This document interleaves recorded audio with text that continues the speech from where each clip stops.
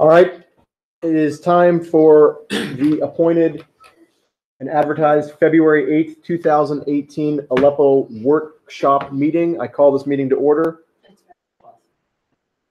The agenda that you got via email had 8. Can't tell you why, but today's is 12. It is. It is. I based it on the ones in front of you. If not, I signed something really bad. No way. It's the appointed time for the February 12th, 2018 Aleppo workshop meeting. I call the meeting to order. Let's please rise for the Pledge of Allegiance. I pledge allegiance to the flag of the United States of America and to the republic for which it stands, one nation, under God, indivisible, with liberty and justice for all.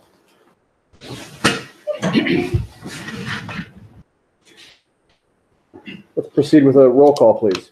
President Dobler. Present. Vice President Jones. Commissioner Williams. Present. Commissioner Darrow. Present. Commissioner DePlaga. Solicitor Lovato. Present. Manager Patterson. Here.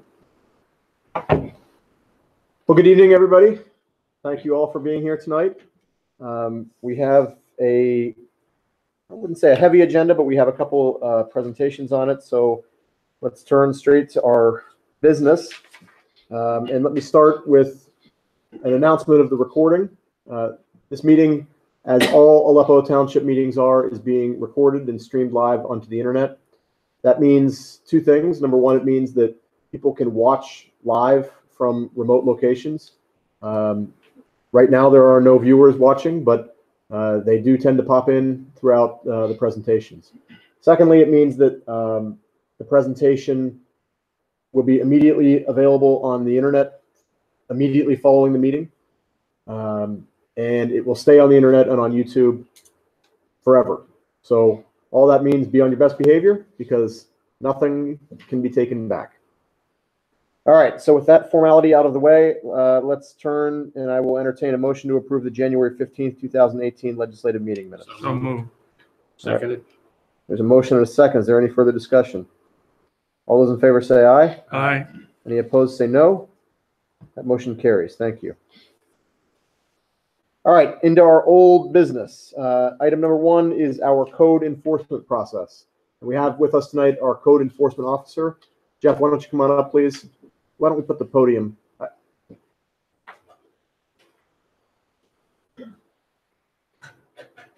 Put it up here, Jeff. And I hate to make you stand in front of us like this, but we need to get you on this microphone here so that what you say can be picked up.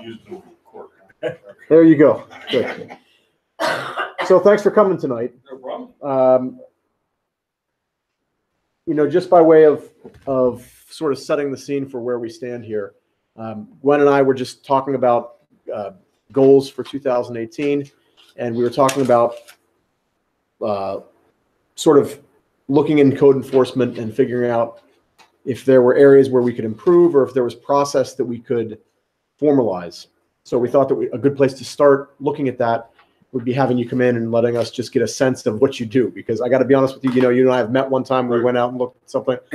Other than that, I have no idea what code enforcement's all about. So, I think that Gwen sent you a list of questions that we were interested in hearing about. I guess I'd start with, how does it work? How do you get involved? Normally here is what we're doing right now is Gwen receives a complaint. And then I will go out, or my business partner, we will go out and investigate the complaint and see if it merits some type of code enforcement action. Because to be honest, sometimes we get complaints, I don't like my neighbor. And I don't like what they did with their bush, the way they cut their bush. And it's like nothing that the township should be involved in.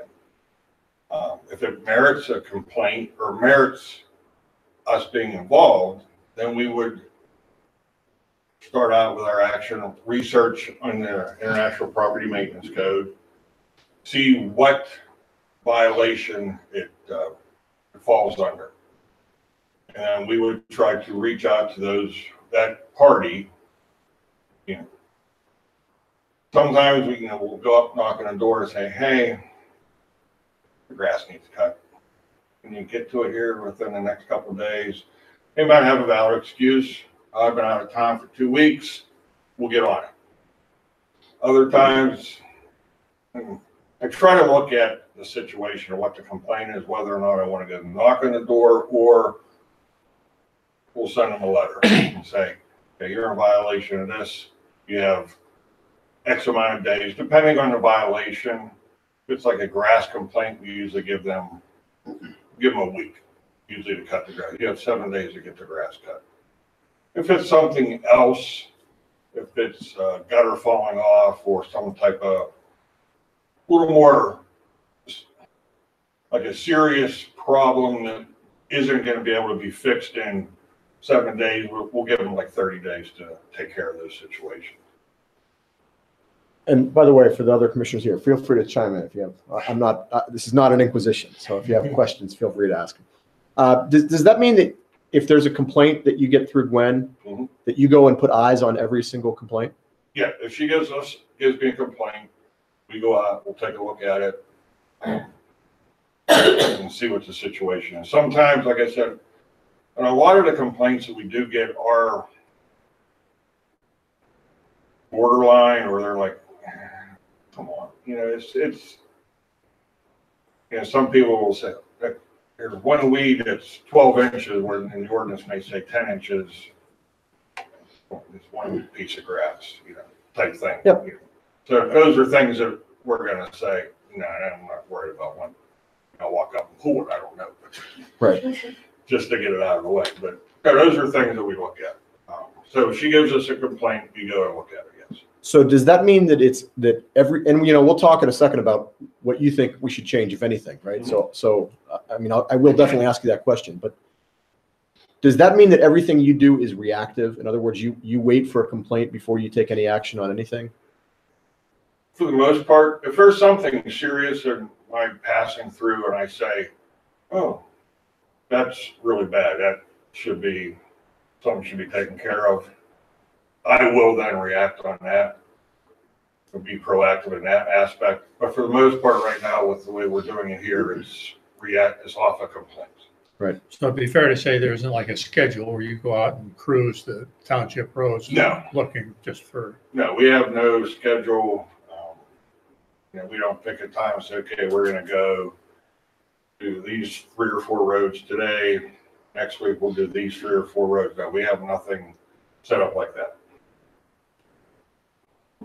All right. So we were following the process basically through you either ask them to remedy it or you send a letter. What happens after that? If they correct the problem, end the story. We don't have to worry about it. If they don't, then we have to get the police involved, only because I am not the sworn code enforcement officer. I don't have the ability to write citations through Aleppo Township. So I get one of the Ohio Township police officers. Normally what I do is I write up the citation, they sign it. Fill in a couple blanks that I don't have for them. And then we would go before the magistrate for it. All right, so let's stick a bookmark on that. We'll come back to that. Is there a reason that you're not the sworn code enforcement officer? Most of the time, when it's a third-party agency, they're not sworn in as code enforcement officers, only because if in a year or two you find a better contract with somebody else, then it becomes an issue, I guess. Most third-party agencies I know are not the sworn code enforcement officers. So by that you mean that if somebody's working full-time for an agency, then? Yeah, and I work full-time in the town of McCandless. I have the ability to write citations and get it before the district court on my own. I don't need a police officer to write the citation in McCandless. Okay, so by virtue of you not being the sworn officer, that means that when you go to the DM's office, you need to go with the I take a police officer. Signing officer. Yeah, police officer, he writes the citation. Since I've been here, I've been to court one time. Okay. And normally the way it works is the officer, he goes, Your Honor, I presented, the case. I'll defer to my witness, and then I present the case to the magistrate. So if the situation is resolved prior to going to court, which it sounds like it always is, except that one time, right? Right. Does that get documented at all? Do you follow back up with Gwen? Yeah, I will let her know that, yeah, it was taken care of, this was handled, in the story. I will move ahead on some things for you. Gwen and I do need to come up with a better system, I think.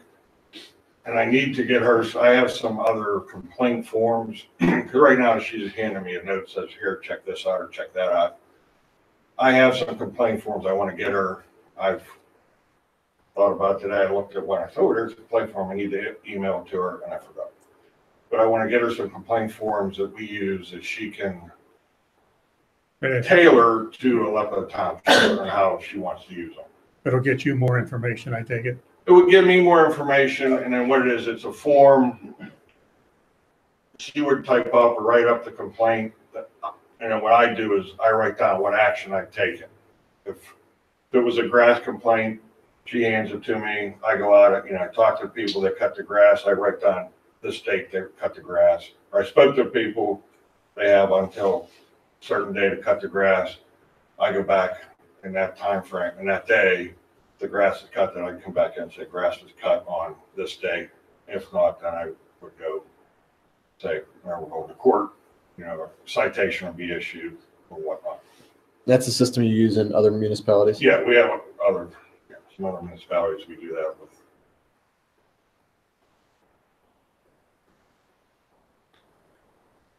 All right, so, what materials do you use? The question is, what materials do you use? And I take it it's the International Property Maintenance Code and clipboard. That's about it? Yeah, the International Property Maintenance Code is the main thing for property maintenance issues. Some other issues, for certain, we have to use the township ordinances too. Right now I'm getting ready and getting involved in a lighting issue that could get very bright. But yeah, that's gonna get started here, and I got to write an enforcement notice on that. But that's a ordinance, not a property maintenance. Yeah, basically we go out, use property maintenance code, and that's it. Okay. If you go to the magistrate, what sort of relief can he impose? Most of the time, when I go before the magistrate, again, one time in front of Judge Ford, I deal a lot more with Judge Wagner on McCandless.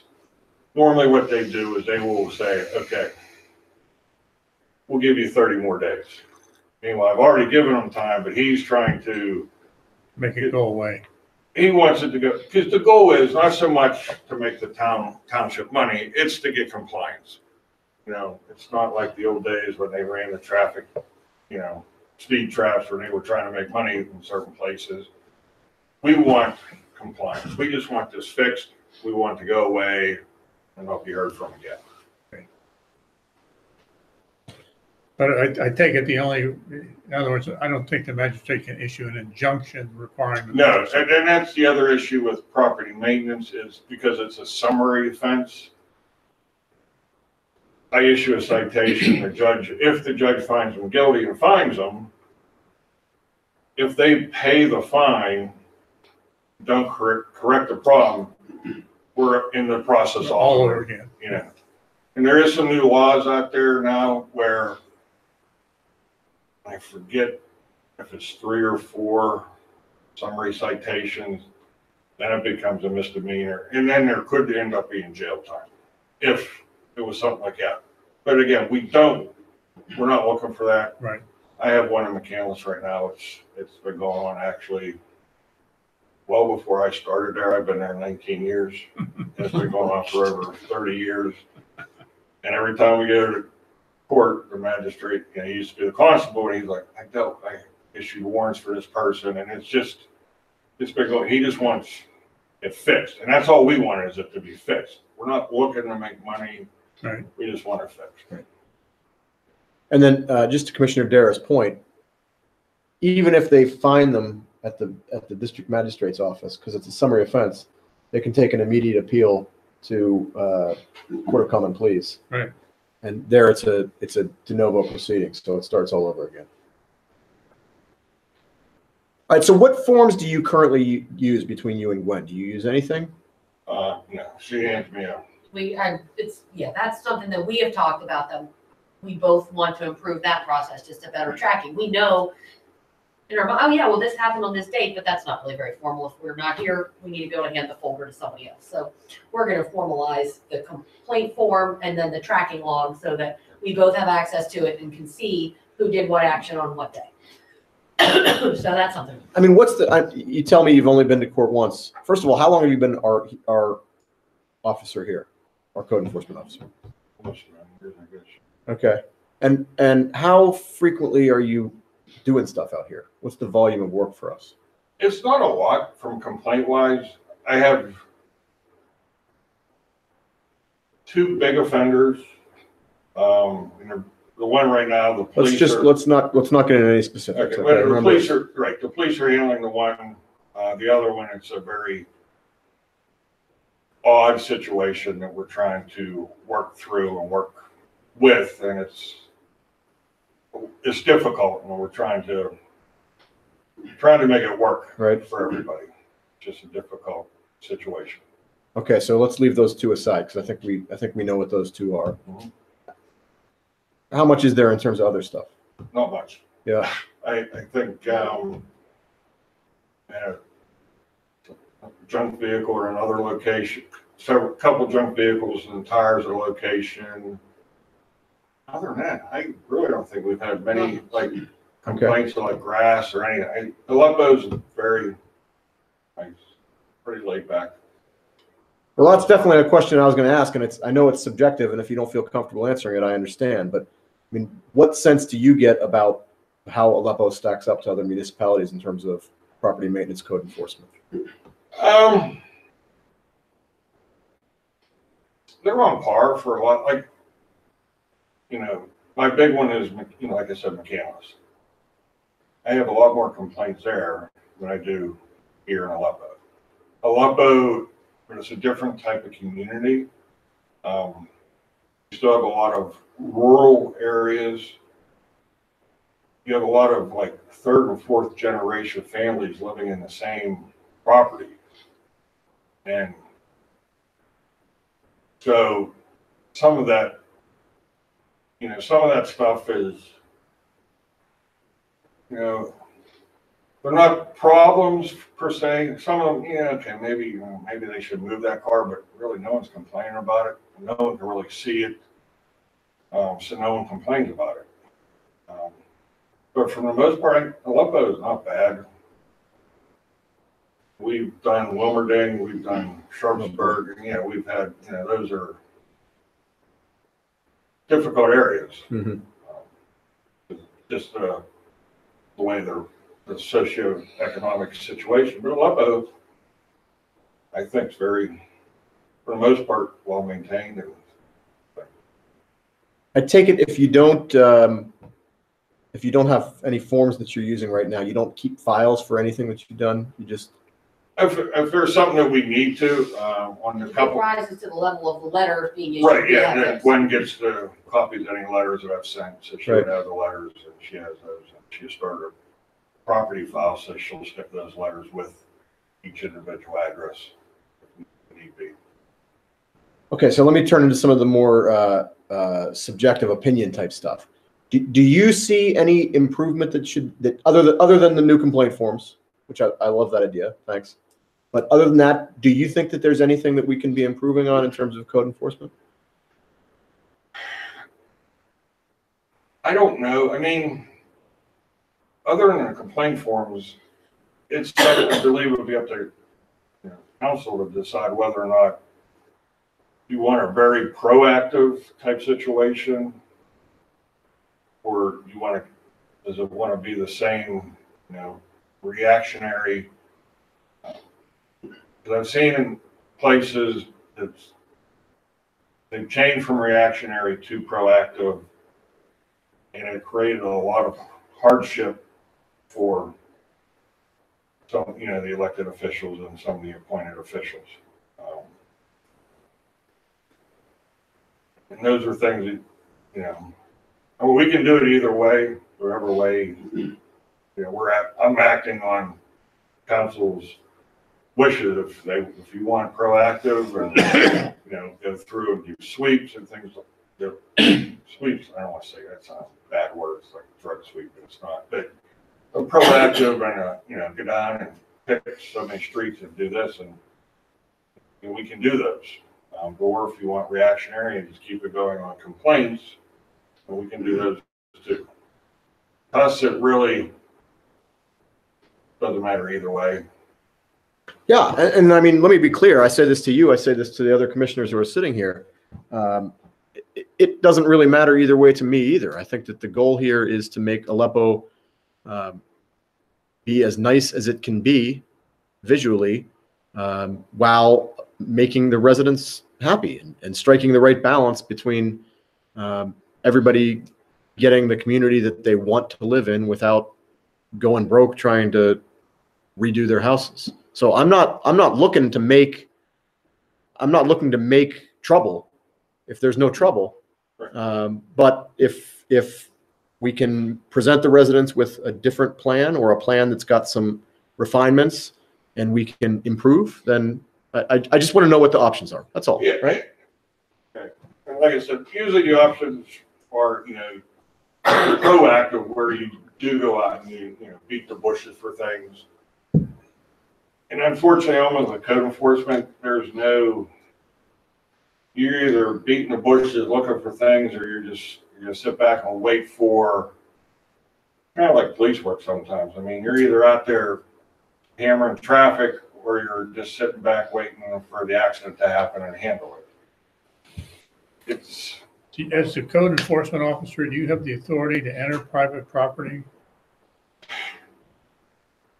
Get into a very touchy area with that.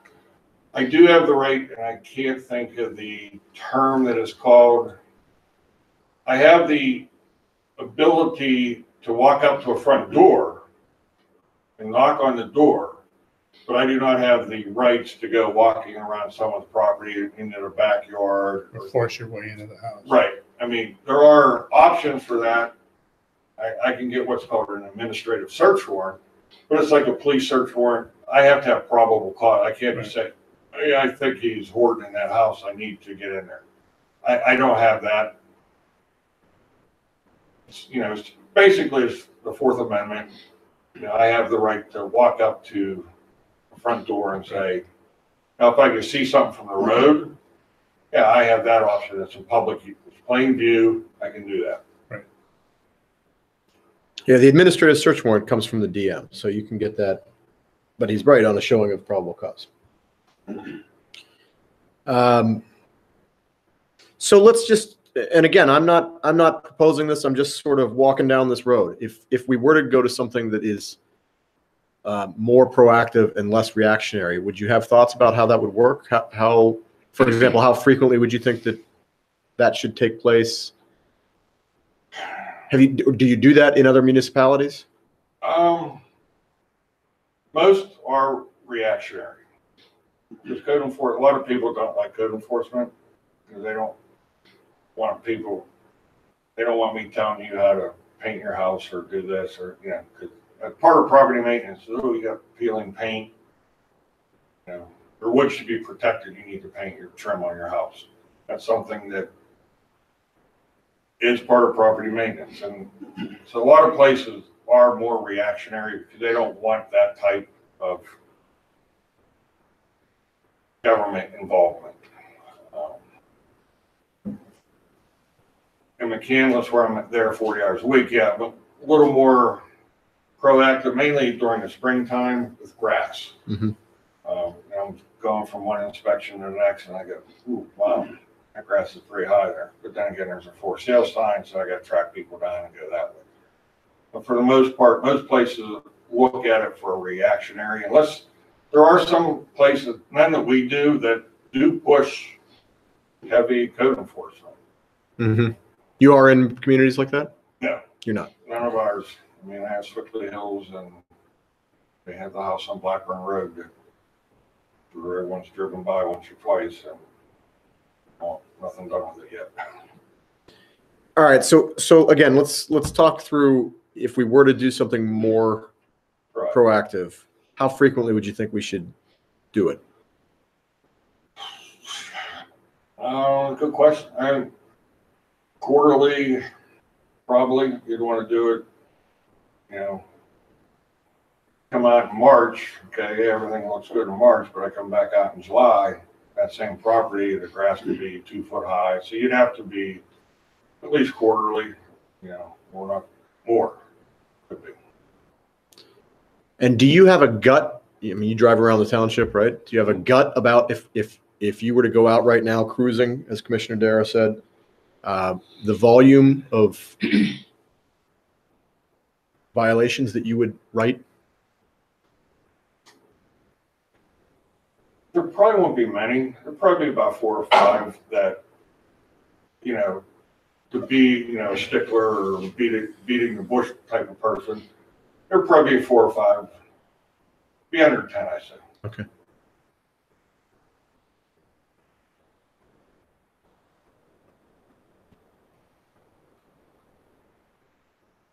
All right. And so then, if we didn't go the proactive route, if we just maintained the status quo, other than the complaint forms, are there any other parts of the process that you think could be improved? I have to look at it. I'd probably have to sit with Gwen and see if there's something more that we could get more streamlined or something. But right now, other than the complaint form, everything, she calls me, emails me, says, hey, we have this complaint. If it's not the day I'm stopping in, and then we take a look at it and go from there. Yeah, I mean, I have a complete form. It's more the tracking log of action beyond, like when I called him, what he checked out. We just want to get that housed in one place. So that's Would you be you're a computer savvy guy? Are you computer savvy? Would you be opposed to? Somewhat, I could get someone, but yeah. Okay. I'm not Bill Gates or anything. So here were two other questions that I think other commissioners came up with. How many old issues do we have that are still hanging around, and what are your recommendations for clearing them up? So I take it that's the 2 that you talked about earlier. Correct. Is that correct? And do you have recommendations for those 2 issues? I'm working on it. Nothing that I probably would say publicly. Okay. Like I said, the police are handling the one, which they've issued some citations, and I believe, I do have to go back down and look, I believe the one was, some of it was kind of corrected. The other one, I'm still trying to figure out how to handle and grasp get this one taken care of. Mm-hmm. And the other question that somebody asked was, what are the highest priority issues that you see out there? I take it those are those same 2 issues. They would be the highest. Yeah, the 2 that we're working on right now. But normally my highest priority thing would be like a structural issue. Like if I would drive down, see a hole in a roof. That's serious to me. Yeah. Okay. The high grass is serious, but not as serious as like a structural, like a potential life-threatening issue, especially if the house is occupied. If I drive by and see a hole in the roof, okay, well, maybe a tree just fell yesterday, come back in 2 days, the hole's still there, then yeah, we got a major issue that I got to deal with.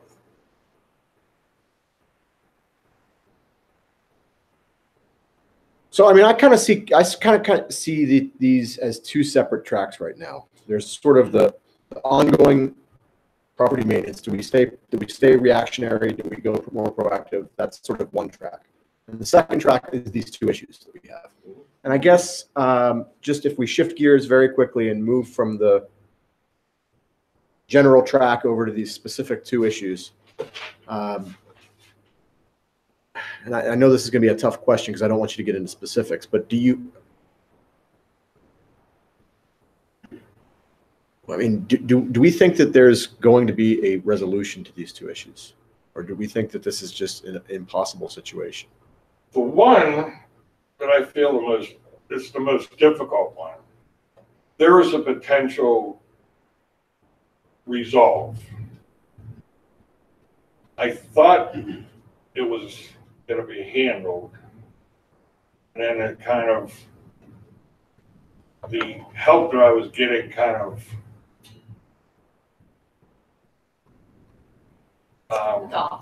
well, I don't want to say stop it, got defensive. So, and I thought we had it all, because we had met, Glenn and Harlan and I met, and we had come up with some resolution issues, because there was some ideas on how to fix the issue that I had to get clarified with Harlan from a zoning standpoint. There were some zoning issues that were impeding the potential fix. Okay.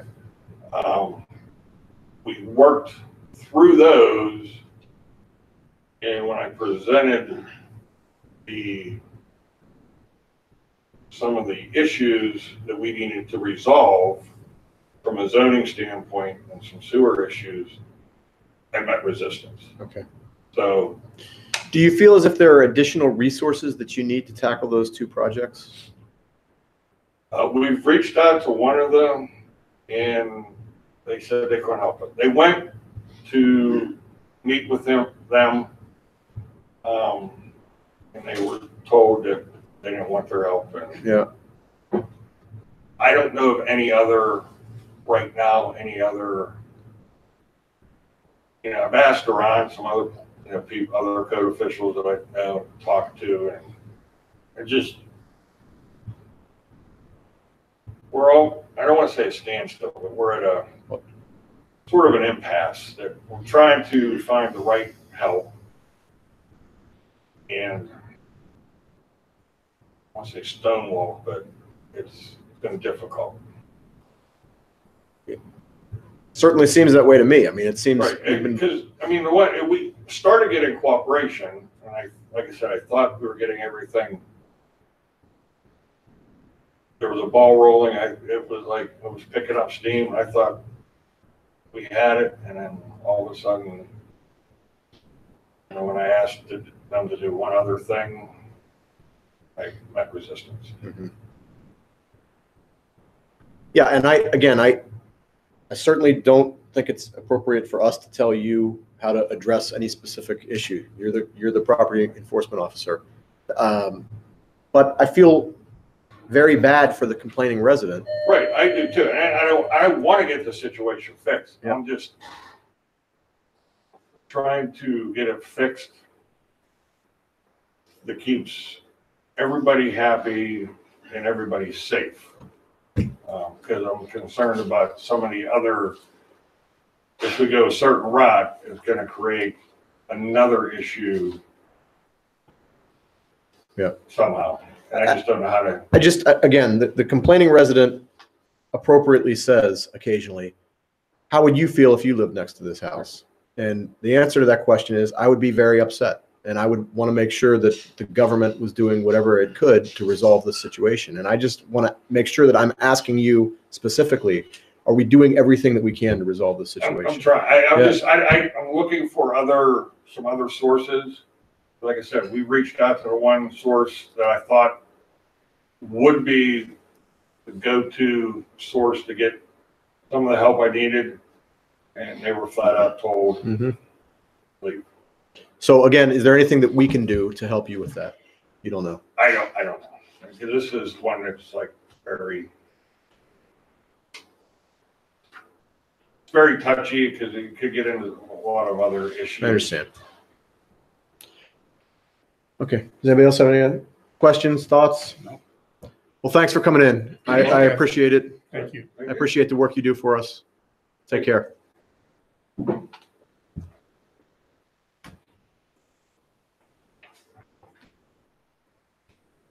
All right.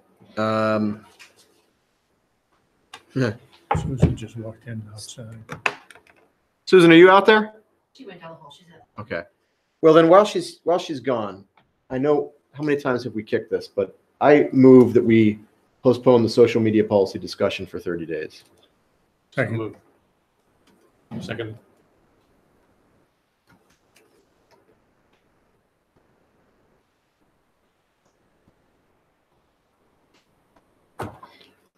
Okay, there's a motion and a second. Is there any further discussion? All those in favor say aye. All right, Aye. Any opposed say no. Okay. That motion carries.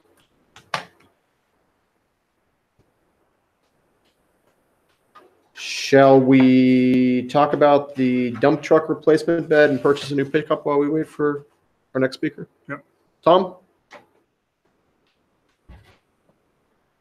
Pass these around. You can see what I'm talking about here.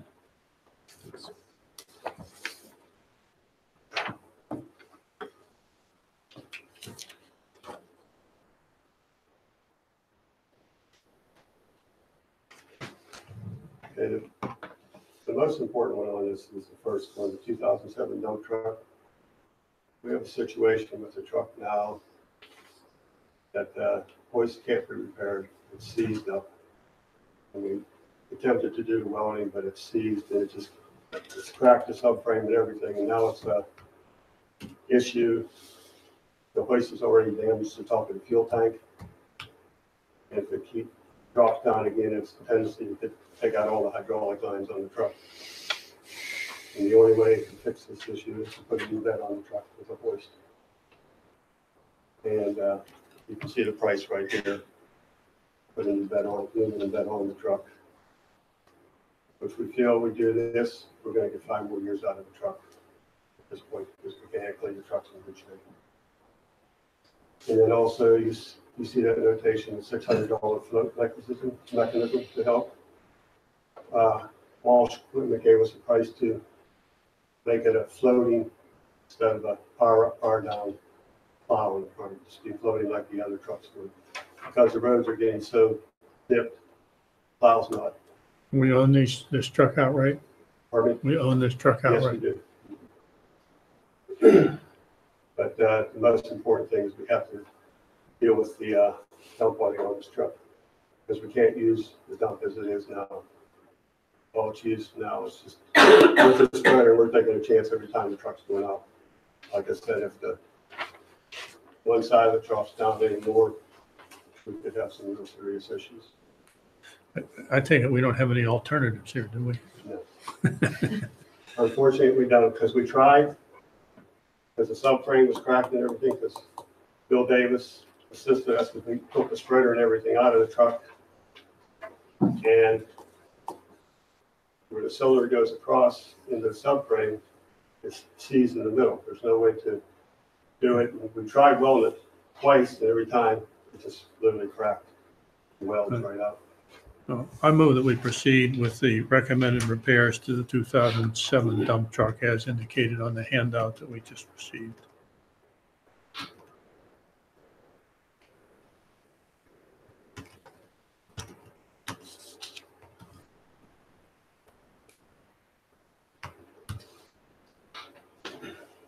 If there's a motion, is there a second? Second. There's a motion and a second. I just have a question. Please. With the truck in its current condition, and if we get these repairs, what's left? It says there are 5 more. 5 more years. Out of that truck. So as is customary, I'm going to, in a second, move to defer this for 1 week so that we can vote on it next week at our legislative meeting. But I guess my question would be to the commissioners and to everybody. As we're incorporating the handout, does anybody mind if this becomes part of the digest? Comes part of what? The digest that gets sent around? I don't have any problem with it. Yeah. Right, okay. Yeah, the house broke down. Okay, so then I'll move that we defer this for 1 week. This Well, let is me just, just ask, how critical is your timing on getting this done? Right. Well, probably from when, if it's approved, probably to have the new bed made up, it's probably going to be at least a month. Because in fact, we're going to probably take. So let me ask the question. Can you live with waiting a week? Well, yeah, I mean, well, in fact, last week, the truck blew a main hydraulic line. We had to replace the main hydraulic line Okay. on it. But yeah, we can definitely Second to your motion. All right, so there is a main motion on the table, which is to proceed with the repairs to the 2007 dump truck as indicated on the handout. There's a subsidiary motion to defer that motion for 1 week. And there's a second to that subsidiary motion. Does everybody understand the vote that we're taking now is on the subsidiary motion to defer? All those in favor say aye. Aye. Aye. Any opposed say no. That motion carries. Thank you. As a This matter is of just curiosity, what would a new dump truck cost? To replace that truck right now, it's going to a diesel. You're probably looking at, what the last one was, costing around 74,000. We can wait to do that. All right, you wanted to talk about the pickup as well? Yes. Now we're down to the 2009 pickup we have right now. This truck has over 96,000 miles on it right now. And it's getting to the point where the bed's starting to get rust on it. And it's gonna come to a point where it's gonna need a lot of work. It's got getting a lot of miles on it now, because it's an everyday truck. And what we'd like to do if the board is in agreement with it, is the truck was spec'd out, wouldn't be a pickup bed on it, it would be a utility bed, which would be more beneficial to us, because this way we could carry tools on it, but we're not coming back to the garage every day. Like, we can always keep a chainsaw and everything in the bed, so we have everything on hand, and we're not coming back to get tools all the time. And this truck would basically be better set up for snow removal than the pickup. As we spec this truck out to have central hydraulics like the dumps do, and have a normal spreader in it that you could basically, the dump truck put down would feel more comfortable with a truck like this to back up for snow removal, which is important because the pickup right now, we use it in heavy snows as needed. But if we had to use it as a backup, if one of the dumps went down for a while, the spreader's so small, we'd be coming back all the time. And we feel at this time if we replace this truck now, it would be more beneficial for the public works road department at this point. What do you think you would get either in a private sale or trade-in? I think trade-in, they already gave us an idea what they give us, and this is trade the truck in with the plow and spreader. Would be better doing municipal bid. Yeah.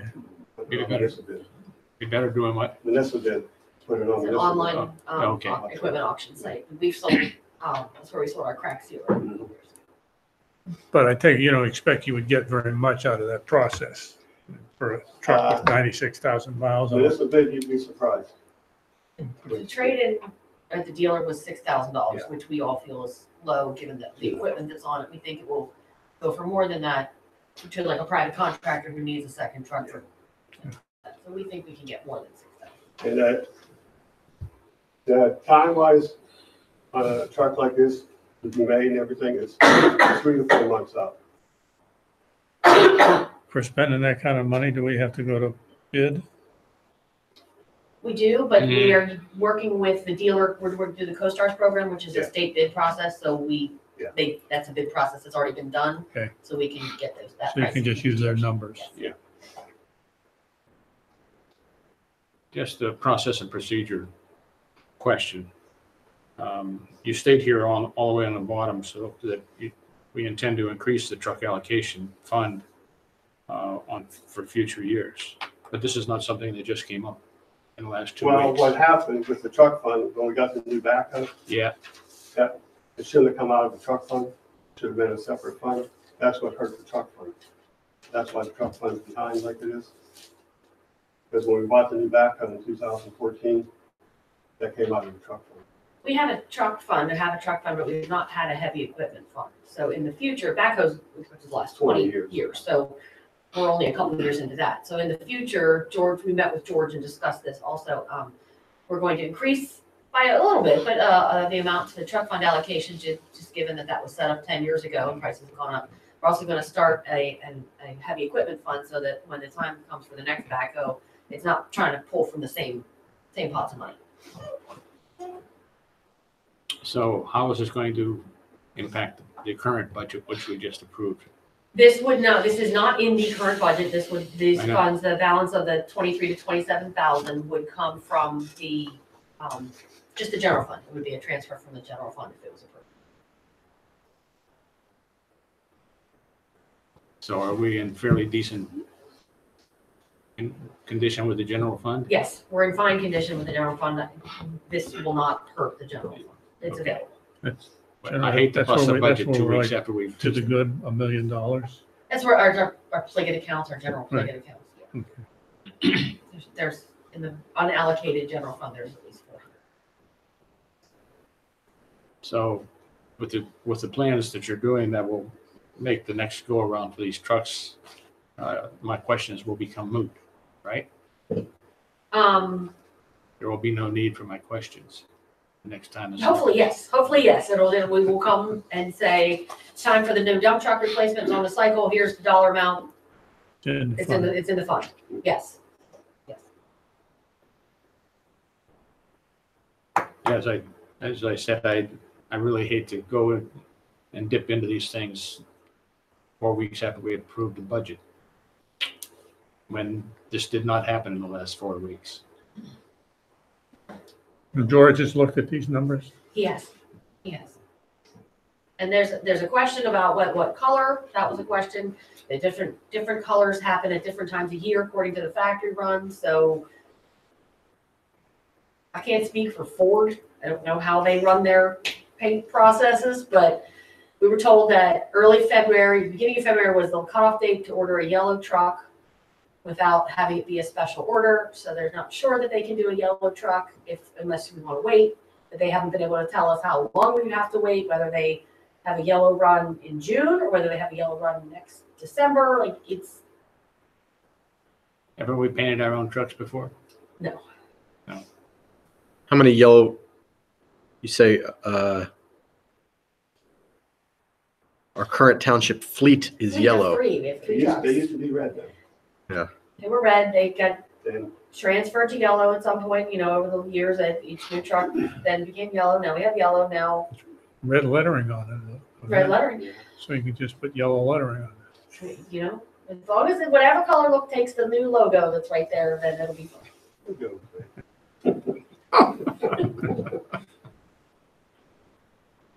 Okay. Is anybody making a motion or Well, we? do you want an authority to just go ahead and do this, or do you want an authority to proceed and come back once you've got final numbers? This is the final, I have final numbers right here for you. Okay, so the final numbers are on this piece of paper? No, these are rounded a little bit, but generally, yes.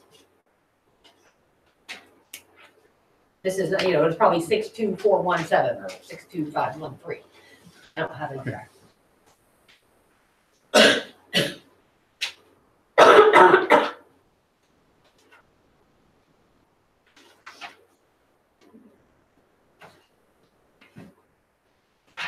The actual cost.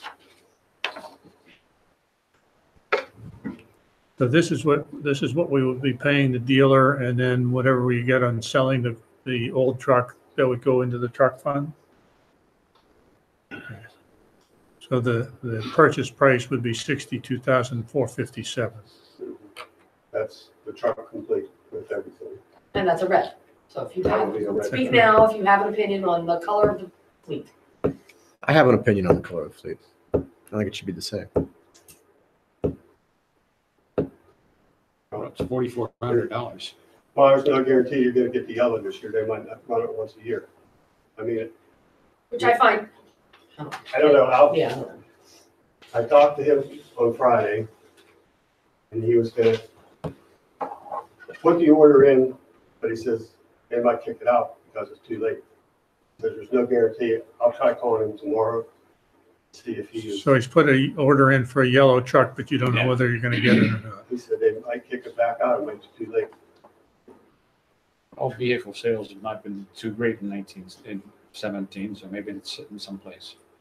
And the reason this is different is because it's not a truck that's on the lot, Yeah, it's a this special. was, it's a this was special. spec'd out with the rear axles and everything Mhm.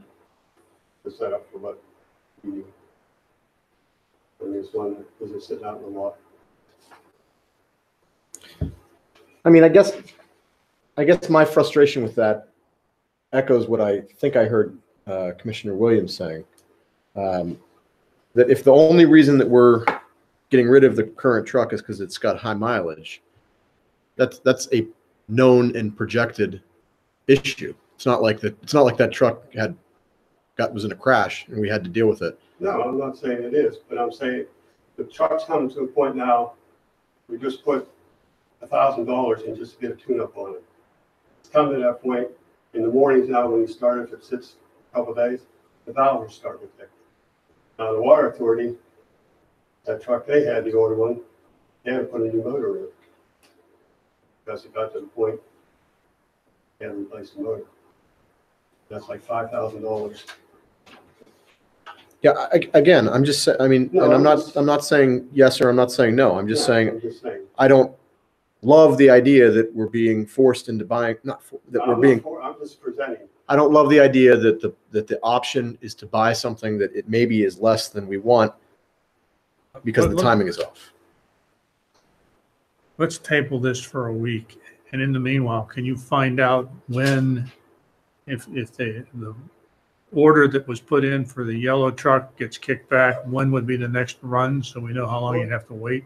Yeah, I mean, Let's do that. I have a procedural question. If it does not get kicked back, it's a placed order. And Right. so that's why it has not been submitted yet, because if he has to place the order in order to find out if we can get it, if he says, good news, you can get it, you've committed because that you placed an order. So that's why it didn't happen on Friday, because I said they didn't vote yet. We can't place an order without. But if you're placing the order, it would be for a yellow, right? Right, that would be the attempt for yellow, Okay. but if it goes through, If if they it's- say, yes, you can have a yellow truck, well then, All right. An order was placed, so- I move that you be authorized to place an order for a yellow truck for the price to be $62,457. And if it comes back that we can't get a yellow truck in a reasonable amount of time, we'll revisit what we do next. I will- 62,000. It's gonna be higher than that. Cause it's almost, it's 4459 to do the yellow. Yeah. Because it's not a standard color, according to them. So Even it would if, be, $4,459 more. yes. okay, with my motion so amended. So the motion is to authorize the purchase of a yellow truck for 62,457 plus 4,000, what's the rest of the number? 459. 4459. 4459? If they have if you place the order for the yellow truck and they have the yellow truck, then the 4,400 goes away. No, it doesn't. It's because red and white are the standard production colors. Oh. If we wanted a purple truck. So it that's would why be you're, additional. that's why you're jammed by the calendar. Right. Got it. Okay, so I'm sorry. It's 4459. all right, Commissioner Dare, is that the way you want your motion to look up there? Yes. Okay. Is there a second on the? Second. Okay, so there's a motion and a second to authorize the purchase of a yellow truck for $62,457.00 plus $4,459. And I move to defer that for 1 week. Second. All right, there's a motion and a second. So the main motion is to authorize the purchase of a yellow truck for $62,457 plus $4,459. There's a subsidiary motion and a second to defer that main motion for 1 week. Is there any further discussion on the subsidiary motion to defer for 1 week? Hearing none. All those in favor say aye. Any opposed say no. That motion carries. Then I have a The request. The minutes should reflect, however, that we recognize that if the order actually is accepted, that it's a done deal. So are you authorizing him to place that order tomorrow?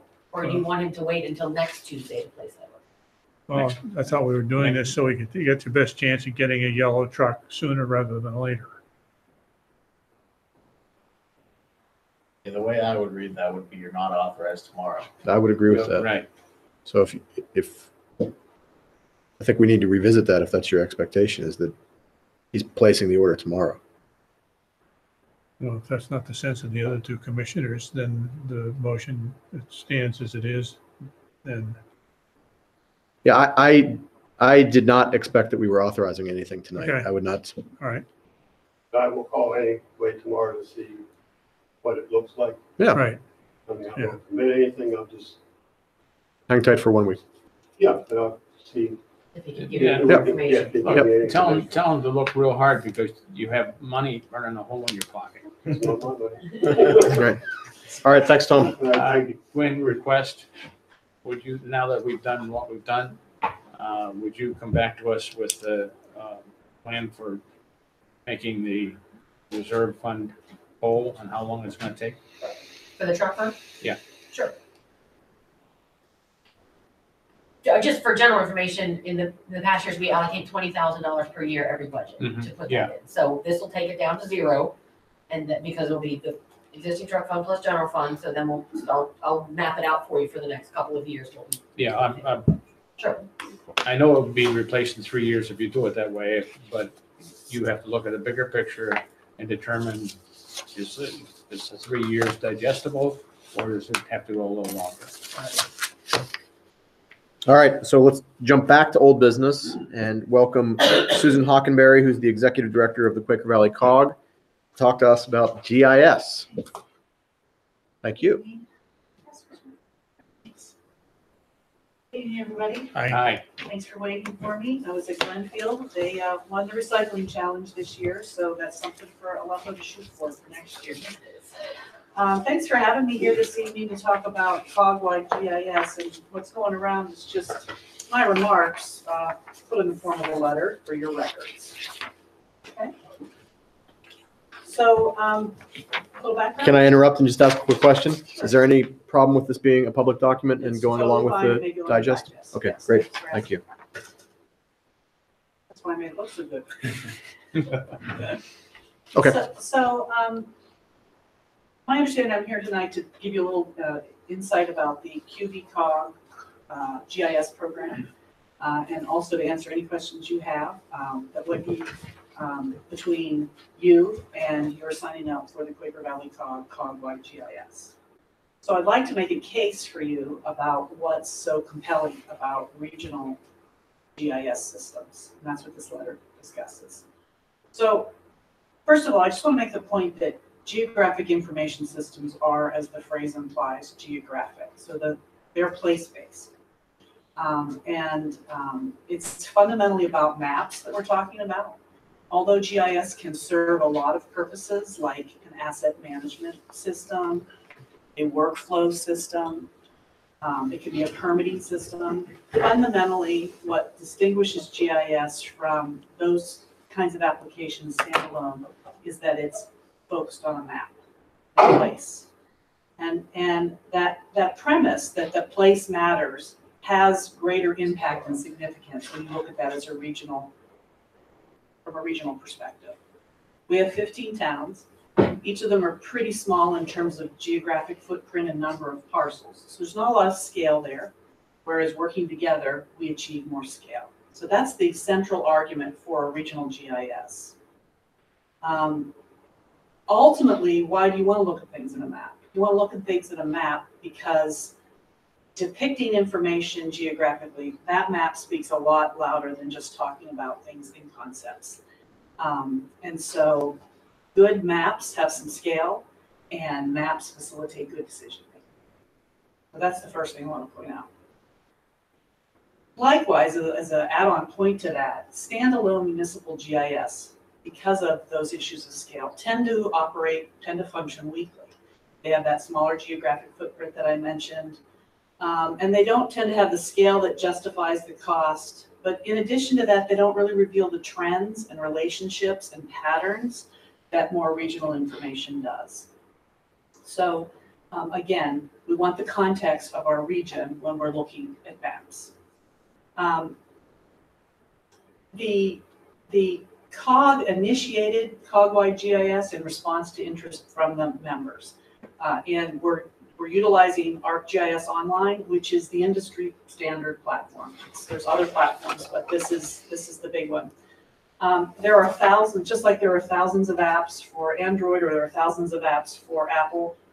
Esri ArcGIS is a universe in and of itself as well that has many, many apps and features developed.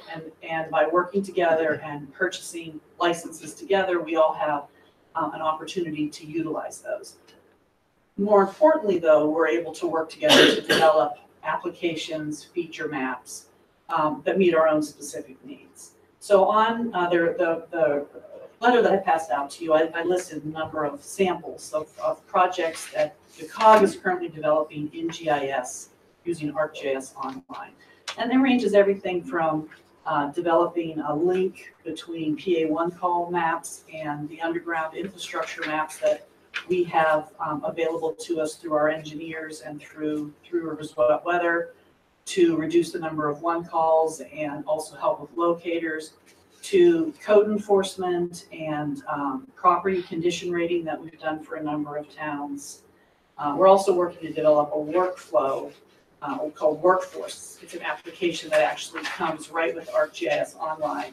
There are 3 built-in applications that help manage the plan of work for anything geographic-based, the roads, the sewers, the street signs, all features and physical infrastructure you can think of. If you can visualize those work plans, you can see the progress on those, and you can actually dispatch workers right through that. So Workforce is actually a feature included in ArcGIS Online that as an enrollee in the COG-wide GIS, you would be able to utilize at no additional cost. Those are some of the features that we're working on right now. So you're in the App Store, you can buy and receive lots of things called service credits. That's how those purchases are made.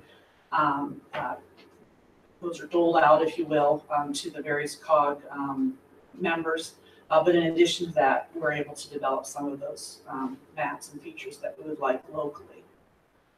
Also on this second page of this report is, I have a comment there that we need you. As you know, the COG's been being transformed. We're in this process of COG 2.0. We met a week ago or so here to talk about the new bylaws that are making their way through the community.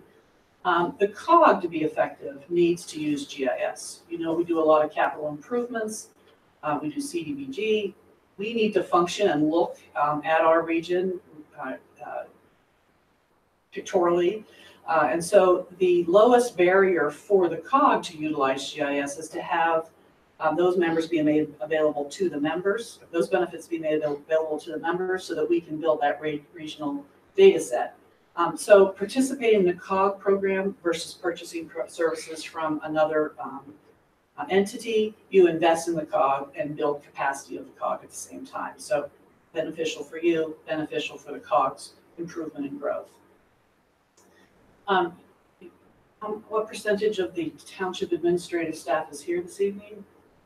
What percentage is that? 100%. Okay. So knowing that we work with a lot of small municipalities, one of the principal benefits that the COG is out to provide its members is project management services, akin to how we purchase things together, how we serve as a central point of contact for other governments and funders. We are able to provide project management so that GIS can get deployed effectively, even in communities with small staff. GIS really is game-changing technology, but whenever you're changing the game, you have to have all hands on deck. And so we're trying to provide that ability to change the game with the limited resources everyone has. Sharing as a group, we will bear the cost of working with experts in GIS, in this case, Civic Mapper. Civic Mapper is the developer of the municipal data support application at Three Rivers Wet Weather, so they have extensive experience working in regional cloud-based GIS systems. And part of the pricing that's presented for the COG includes purchasing that technical assistance made available to the township, but also supports is part of that time sharing, if you will, of Civic Mapper's time. And that's item 6 on that list. The pricing is afforded as economically as we can manage. We are sharing licenses. That's for an initial license. If you come back and say that you want 6 or 8 because you're owners as well as customers of the COG, that's a conversation we can have on an ongoing basis. It's not like we're FedEx and we're publishing our price list for the next 6 months and that's your price as a customer. All of these programs are designed to assist our members. You're both an owner and a customer. And so there is some ability as your needs change to change that pricing that is certainly priced very economically right now with the number of features that are described previously. You've received I call it the product page, but that is the pricing for that. Is it a one-time price for the license and then an annual price for the? It's the annual price for the license and an annual price for the technical assistant. Okay. So for now, that's the pricing. There are features that if some reason they ramp up generally, say, I don't know what that would be, but COG-wide, there would be some utilization of more storage capacity or the need for more robust services from Esri. That pricing could click up to a different level, but that would be a group decision before we passed out to everyone to do. Because like all projects of the COG, there's a cohort that's involved and they run the program. So this is an annual fee. We are way, way, way far away from utilizing up all our service credits so far. So we're not looking at, oh, that was great, now it's twice this next year. If that happened, that would mean so many users in Quaker Valley took advantage of so many services so rapidly. So will there be, for the mapping function, will there be a creation of an initial database and then updating it periodically, or? Yeah, so there'd be the utilization of a lot of open data that's already available from sources like Allegheny County. So right now we have a base map of all 15 municipalities. We have parcels for all 15 municipalities. And whatever Allegheny County and other entities make available through their open data systems, we can pull those in. Now you have to be careful because map data is quite addictive, right? We don't want, just because it's there doesn't mean, it makes a better ice cream sundae the more you throw on it, right? I mean, we want to make sure that we do that judiciously. But the first free level of all of that is some of those layers like I've talked about. You have the municipal data support tool from Three Rivers Wet Weather. So for the portion of the township that's in Alphasan, that would be available. Then there's also, I call it the big handshake in the sky. It's really an API. That's the ability for servers that host GIS data at different locations to communicate with each other, to access each other's information. So say there's some unique information that Aleppo creates that they want to make available, that you want to make available to your township engineer. That API could be arranged. Vice versa, they have certain information, center lines for your roads, the location of every storm drain, the condition of those. That information could be seen through the COG GIS, through that API as well. So did I answer that question? Yeah. Yeah. Thank you. A lot of doodads, but not too many, or the Sunday gets overwhelming. You don't want the hot fudge and the jimmies and the gummy bears all in one. So I have questions on that same stuff. Would you rather me do them now or save them till later? You should see it on the list, so okay. I'm good for questions. So, I mean, you and I have talked about this at COG meetings, and I don't mean to, I neither mean to hide this from you nor be confrontational about it. But obviously the other GIS option that we're thinking about is going directly through our engineer. And different people think different things about the strengths and weaknesses of both approach. But certainly one might say that the approach of going through the engineer is that the bulk of the data that we are going to import into this system will come from our engineer. True-ish, not true? I mean, some of the information will come from your engineer. That's right. True. But anything you have in a spreadsheet that has a lot and block number, a parcel attached to it, that's not necessarily going to be possession of your engineer. That's going to be in this office right now. You're not going to give that to your engineer to put on a map. You could put that on a map yourself. And as well as the open data. to use the truck analogy that we're just talking about, that's I haven't seen your other proposal, so I can't comment on it. I'm assuming it's ArcGIS Online, so we're not really talking about Ford and Chevy here. Okay. Everybody's got Chevy. That's why in this presentation, I focused on the strategic implications of GIS.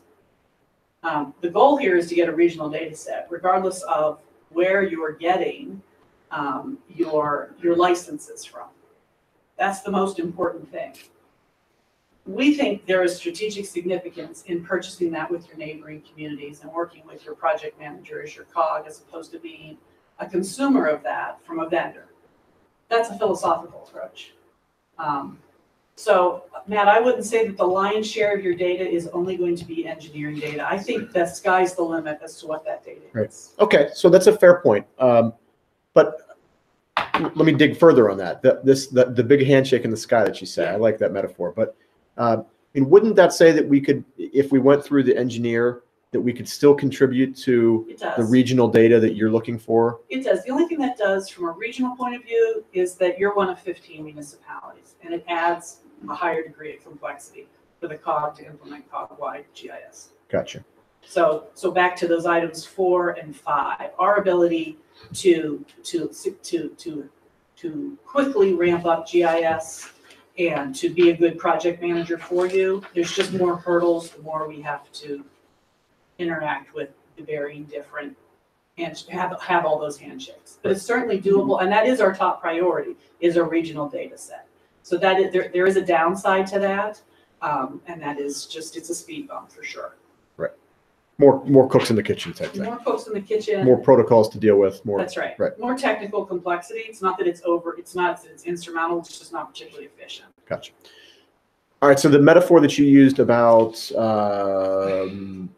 what did you say is sitting here? You said there was data in the office and you're not going to give it to your engineer. What was that you said? So anything that's property-based perhaps. So Right. collection histories, Okay. permit information. Okay, so that stuff you said, that stuff is data that's already in the building. Well, so it's most likely a spreadsheet, or it could be a spreadsheet. Okay, and you said we're not going to give that to our engineers to have them put it in the map. We're going to put it in the map. If we went with your plan, who is going to put that? No, that's your stuff. And so what we would do is the cohort would be trained. There's a number of tools. One's called Excel to Map. So what we've tried to do is we've said, through our technical assistance program, we'll throw up soup to nuts. Just tell us what you want. We'll make those maps for you. But in addition to that, we're going to build capacity in your organization so that you can uplift those spreadsheets and make a layer. It's actually very easy. It's just training has to happen. So in the initial hand-holding time, we'll build those maps. But then the next part of that is by everybody putting in for the technical assistance component so that we have the good project management assistance. Part of that will be training to do that, because everybody has spreadsheets. What we did this week was we took an Access database that Leedsdale had with some code information, some historical information about rental registration, right? And we have now put that up on the map so that they can just click on that. I feel bad it's going to be on the tape before I've told Lee stuff, because we literally finished it yesterday. So they'll be able to click on that and see their historical information. That was an Access database. So that was much more efficient for us to lift that up as a map than it would be, sort of not know how to do it at all and then be dependent, have a dependency model, if you will, on expertise that's somewhere outside.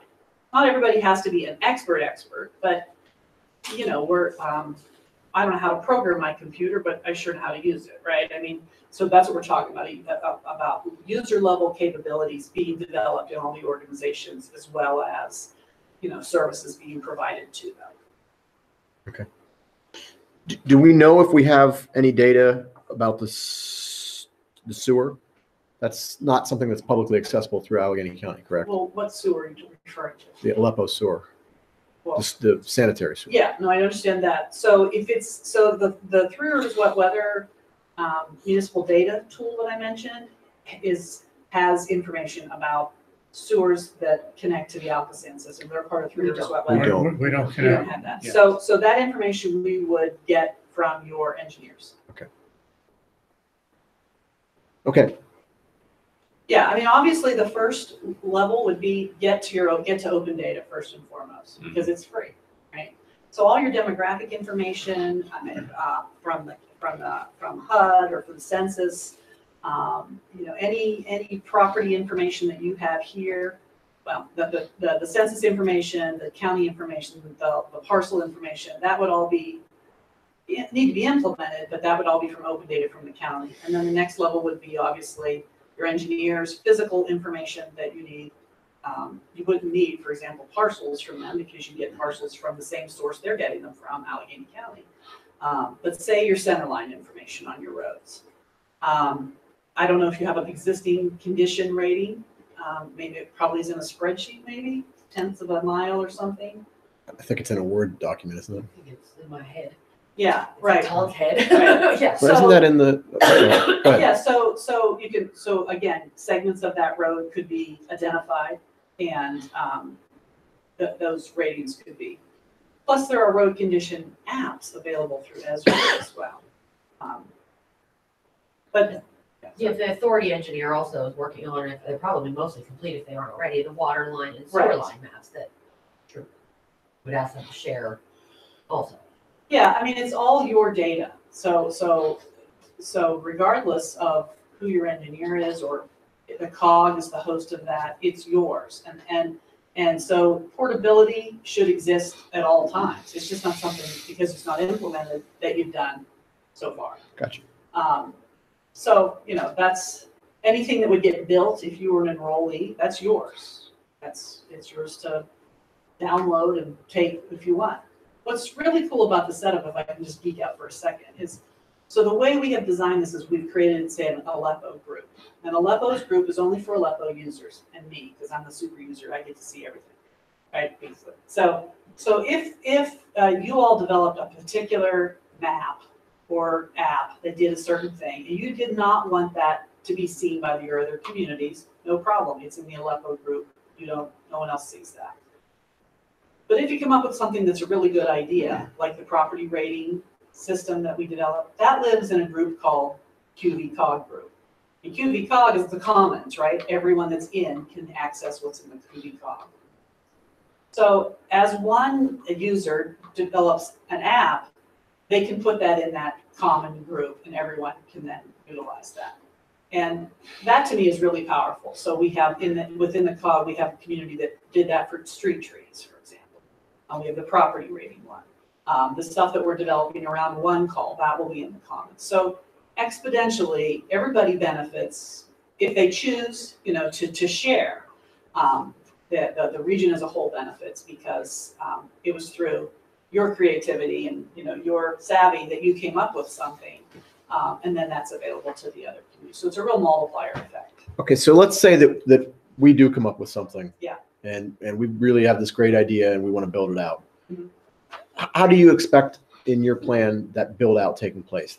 That's not Gwen doing that. Who's doing that? Yeah, so it could be Gwen, or it could be you could use the technical services through this program, or you could we had an intern develop the property rating, get an intern to do that, or you could pay your engineer to do that. Okay. The question is, and again, I may be misusing the terms, there's apps, there's features, there's maps, right? The question is, when do you put that into the commons and what do people download, the other communities download from that? And you're not relying on me to do that. You're relying on Matt through Civic Mapper to provide that technical assistance to navigate getting it into the commons and then be installed in your installation. So lots of people could develop them. The other thing is that the Esri store, you could download, you're allocated so many service credits. It's like Monopoly money, right? You're a subscriber, we get, I don't know how many thousands of service credits. And then those are doled out to the various members. They're really doled out from Esri's point of view to QVCOG GIS, right? Aleppo used some of theirs to figure out how to use this one app that they purchased at the Esri store. Now Aleppo knows how to use that. You can tell the rest of us how to use that. That lives in the commons. So while you got charged for it when you developed it, in the long term, it's charged against the group and is available to everyone. So it's not just you're developing everything from a blank slate. It's you're buying things, you're testing out, you're the testing department. You're testing those out for utility. You're sharing that information, and then they're available to everyone. And then your service credits reset for the next year, or we just give you more because we still have in the bank a bunch left over. Okay. So does that answer your question about features? How those are a lot of ways they're developed. So tell me again about I didn't quite follow the license issue. We get one license? Yeah, so the pricing here is that for one license, so your license would be QVCOG_Aleppo to get you started. That would be one full license. But say for whatever. Can that license be shared? Yes, there'd be a Okay. login, and Kim and Gwen could both share that login. Okay.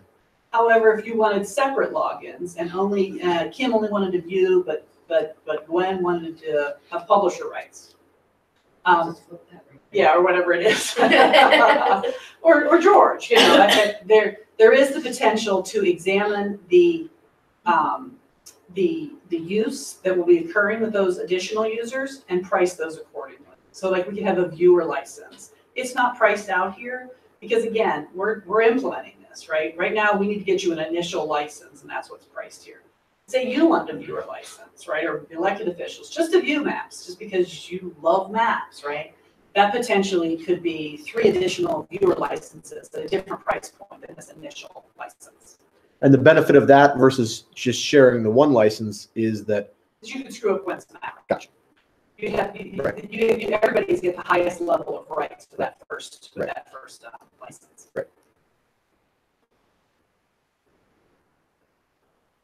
Okay. Commissioners, any other questions? No. All right. All right. Well, thanks for having me. Thank you. Thank you. And you all know how to get hold of me if you have any other questions. And I did have the laptop, but I wasn't gonna.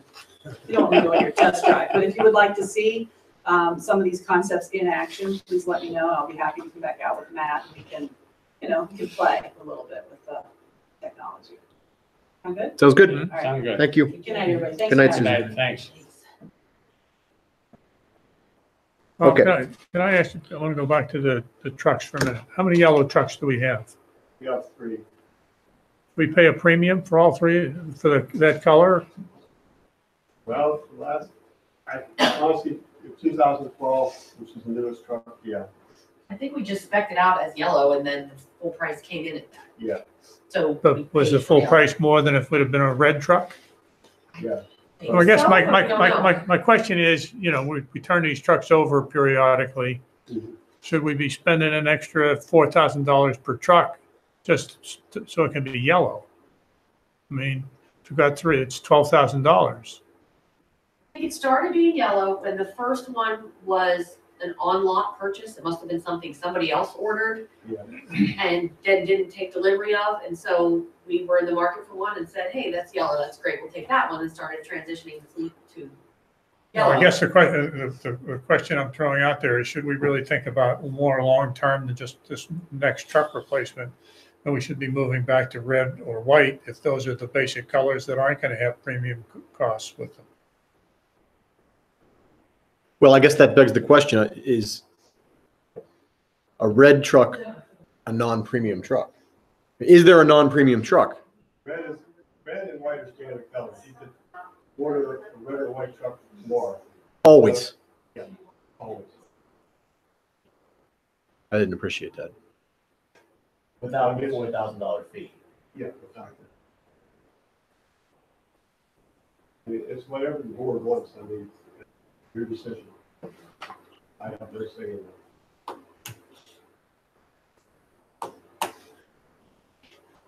that. I would suggest we should reconsider whether our fleet should be red or white as opposed to yellow.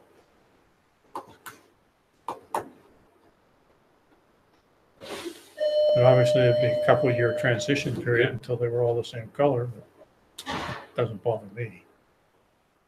Doesn't bother me, but and we're buying 2 at this time. No. No, No, we're we're fixing, repairing we're one. fixing one, buying Oh, one. that's right.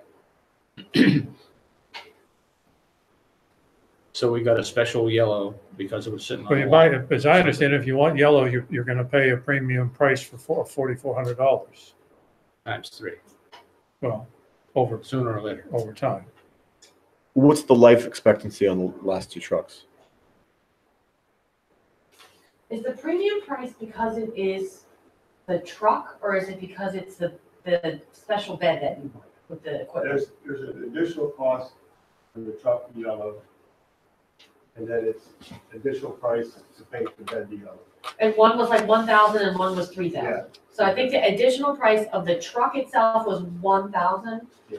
And then there was 3,000 more to paint the bed because it's the kind that has like the toolbox. Utility bed. Utility. So I think in general, if we were just buying a dump truck where we get the bed somewhere else put on, Well, it would be $1,000 more for the yellow. It's only because there's special painting of the boxes that come on. But I just want to make sure that I'm appreciating Commissioner Darrow's point correctly.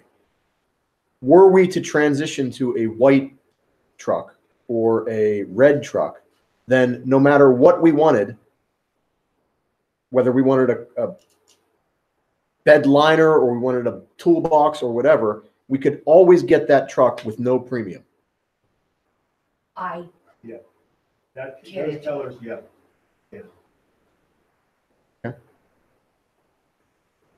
And do we know what the remaining life expectancy of the other two trucks is? Kind of mapped out the schedule for replacing the other trucks. And in the next, so the 2018, if the pickup goes through, then 2021 would be the 2007 dump truck. 2024 would be the 2012 dump truck. And so we got mixed up in the middle here, but we're trying to get back on the every 3-year life cycle. So the trucks, generally, we try to keep them for 9 years. Every 3 years, we would replace a truck, and we have the funding to replace it for cash, so we wouldn't have to finance it. So it'd be every 9 years. So we would have a fleet of mixed colors until 2024. Yes. Yes. Would that be a code violation? As you know, No, but we can make it that. I mean, we did it before. Well, the only reason we're yellow is that it was available on somebody's lot and we bought it. That's the We story didn't- I heard. I was, Yeah. They probably didn't tell us it was a special yellow. Rather than production yellow.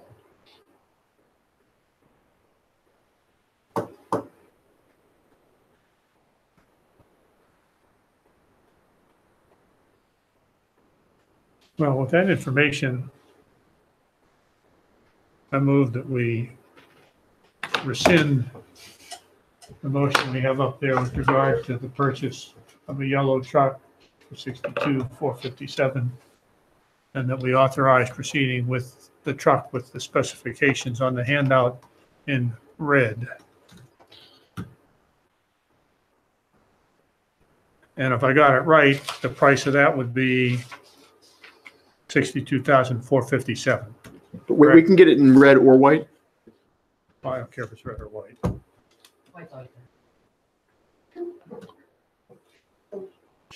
I know. I know what you're gonna say. White will look better with that logo.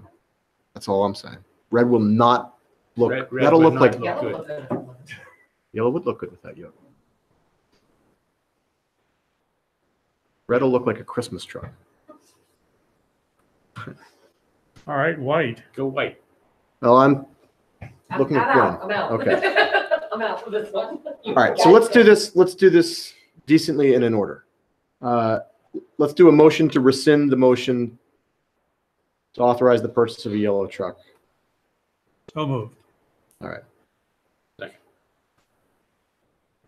So all those in favor say aye. Aye. Any opposed say no. Okay, so that motion is carried 3-0. Now, Commissioner Dare, I hear you making another motion. Move that we authorize the purchase of the truck specified on the handout that we got in the color white, with the price of $62,457.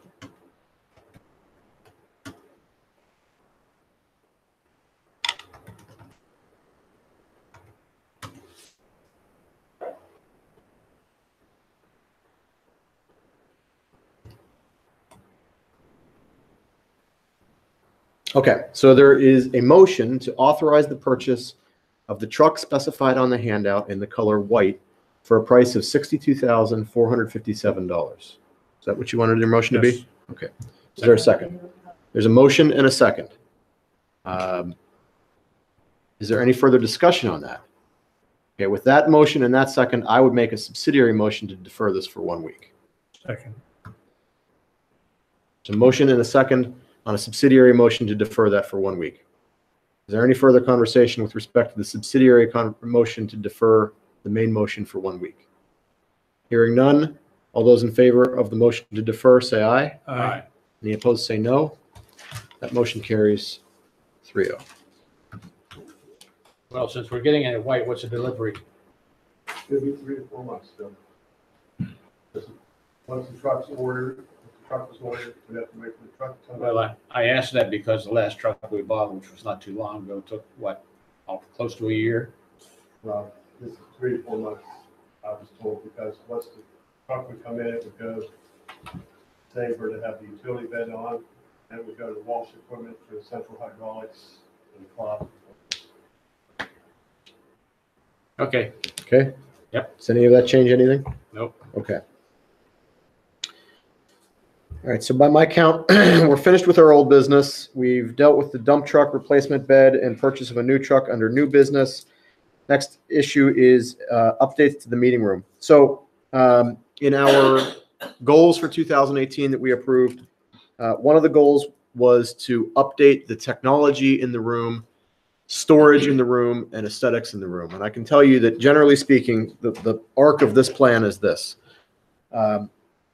We're going to replace this computer, and the goal is to put in a piece of furniture back here that will house all of this gear so that we eliminate a lot of this You're not going to have a tripping hazard for me anymore? nonsense. You missed your opportunity.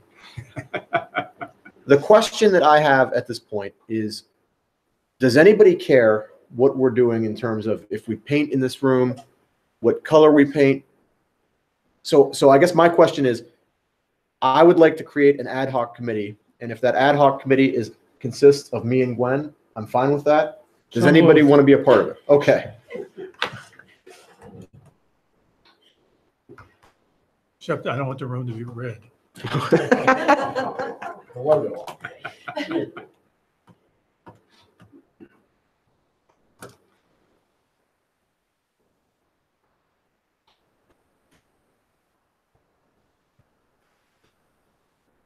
Does anybody want to be a part of that? Well, okay, let's do it decently in order.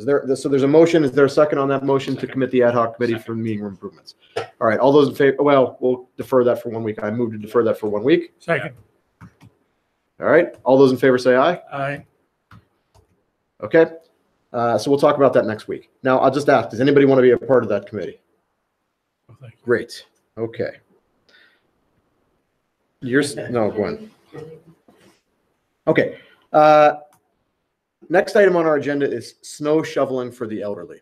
I will not, I'll put this out there. I won't put it out there in the form of a motion, but I'll put it out there in the form of perhaps a story. I got a phone call from an elderly resident who asked me if we did any type of, the municipality did any type of shoveling driveways and sidewalks for elderly residents. And I said, we do not. And she said, well, that's interesting because I called Gwen and I got that same answer. I said, well, that's because we don't do any type of shoveling for driveways or sidewalks. And she said, well, after I got that answer, I called the police.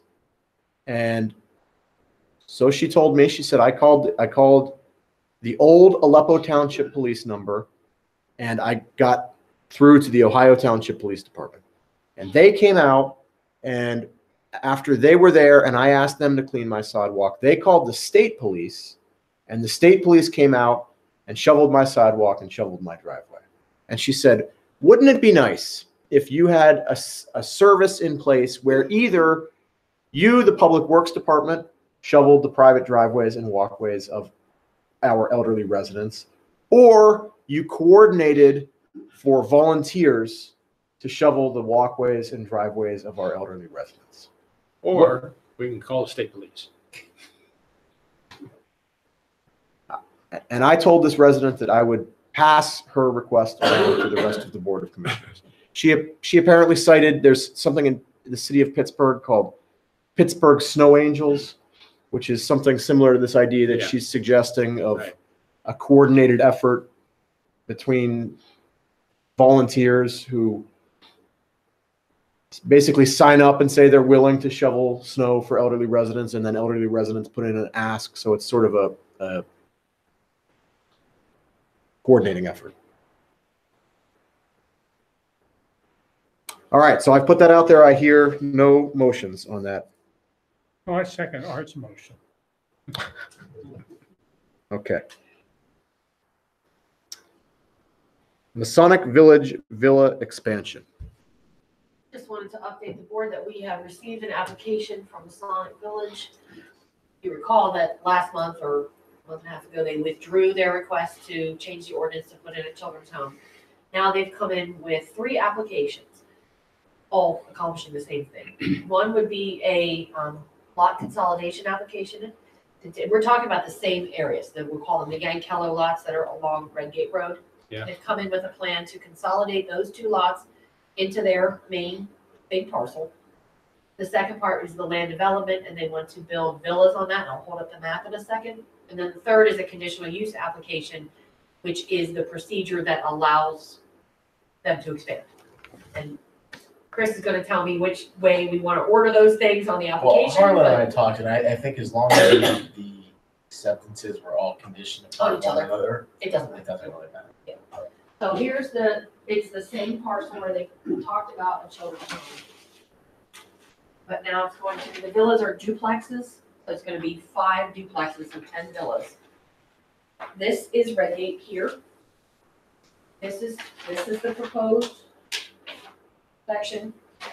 The presentation they gave showed this as a cul-de-sac, and this is an emergency access. It's gonna be grass pavers, they say. So it's paving stones that are sturdy enough to hold emergency equipment, but grass grows through them, so it doesn't look like a road at all, but it's available for the weight of a fire truck if a fire truck needs to come in that way. So it will not be of use for residents or employees or anybody else. So it won't even look like a road, but it can support the trucks and anything stuff. So they came to the planning commission. The planning commission had some questions. The engineer was here and just had a couple different tweaks to the plan based on the engineer's review. And so the planning commission tabled it for 1 month. So they're going to come back to the planning commission on March 7th and present a revised plan. There weren't substantive tweaks though. I mean, the bulk of what they've designed meets our ordinances, but there were just a few questions about the stormwater and some of the road widths and things like that. So they'll be back at the planning commission on March 7th. And then after that, the planning commission would recommend to move it to your board for consideration. So I'm assuming that the sewer service for these would connect into the Masonic Village collection system that then ties into our sewer system. I believe I remember that that's how they. Yes, So they do not need a variance to do this. to do this. Correct. They need conditional use approval, but this the construction of villas meets the use that they are currently operating. So right, they don't need an ordinance change or anything. And the existing pilot would address, Would be amended. And last time they put in the second set of villas, the pilot was amended to add the cost, a certain fixed amount to the pilot, the bulk amount from the pilot. That would be addressed in the developer's agreement as a condition would be amending the pilot. And how many additional villas is this proposing? 10. 10. 5, yeah. 5 They're years. 5 duplexes. units. 5 units with 2 units each for 10. How many do they have now? You mean on the whole campus? Yeah. Maybe? 40? It's 38 Okay, 38 And is that units or There's buildings? a waiting list, That's- isn't there? units, I Unit. believe. units. So we think there's maybe 24 buildings. Okay. So this is a fraction of what they already are. Correct. Yeah, it's not doubling their villa size or anything. Do you have a version of that thing that you're holding up that I can circulate? I do not have a smaller version, but I believe I sent the email asking for an electronic version that we can attach. I don't have one yet. Okay. And we have this really big one. Do you think you'll have that within a couple days? I can ask for it. Okay. please? Mhm. Thank you. Anybody else have any other questions? You okay? And so at this point, there's nothing in front of us. Correct. It's going to stay at the planning commission, and the planning commission is going to make a recommendation one way or the other, and then it will come to us For conditional use application. for a conditional use Conditional application. use application and then to approve the subdivision, the land lot A consolidation. consolidation of the And, lots. and then the land development plan also. So you'll have 3 things to vote on when it eventually gets to you. Okay, thank you. Next is 7E, Trapezonia Property Sale Tax Proposal. This is just repeating what I started to try to explain. At the last meeting, we got a phone call from the, I think it's the commercial realtor, saying that he understands that there are tax issues on the parcel and that it would be hard to come up with the tax correction before it is sold, and they were wondering if the board was open to allowing the parcels to be subdivided and with a sales agreement as a condition, with a condition that the tax would be paid off as part of that sales agreement. So basically, they owe X amount of dollars and they need to pay that before they can sell it, but they can't pay it until they sell it. Can it be linked so that they Why can? can't they just pay us at the time of sale, the closing? I think they want to see if that can be allowed because they can't sell it without the subdivision. So it needs a subdivision approval, and that when it came prior to us it was, they were told they can't subdivide until they get their tax issues cleared up. So they're saying, well, we can't clear up the tax issues unless we're allowed to subdivide. Well, was that just a comment from, This was just a phone call that I said, they said, will you no, ask? And I in said, terms sure. of the sequence of? I don't know how we can act on a conditional subdivision. If you either approve a subdivision or you don't. I think we'd have to see it. We wouldn't have any leverage to get our taxes paid if we did what they're proposing. How many lots do we know? 2. Just It's seems 1 like- and they want to cut it. Get to see a plan for it. So you would want to see, just so I can get back to this person, a written proposal for what they're talking Yeah, on the plot plan. about. And yeah, okay. The Okay, plot plan is the same as what it was before. They just want to know if they can, I'll tell them. They want, you want a written proposal of what they're asking rather than me trying to tell you what they're asking. all right, any other new business? Yes. The Vector agreement that, I forgot to put this on the agenda. We have talked about it in the past. It's the, we talked about hiring a Vector truck to come around in the summer and clean out all the catch basins. The township as part of our MS4. And Tom was involved in, picked a week that he would like to use it. And so this is what you have here in paper is the contract from it would be hired through the Shar Westcog. They own the equipment. So you have a contract here that we would need to have approved before we could do it. That would show, the contract is for the certain dollar amount, and then they provide the equipment and one operator, and we have to provide staff with trucks and labor to haul the stuff into our dumpster.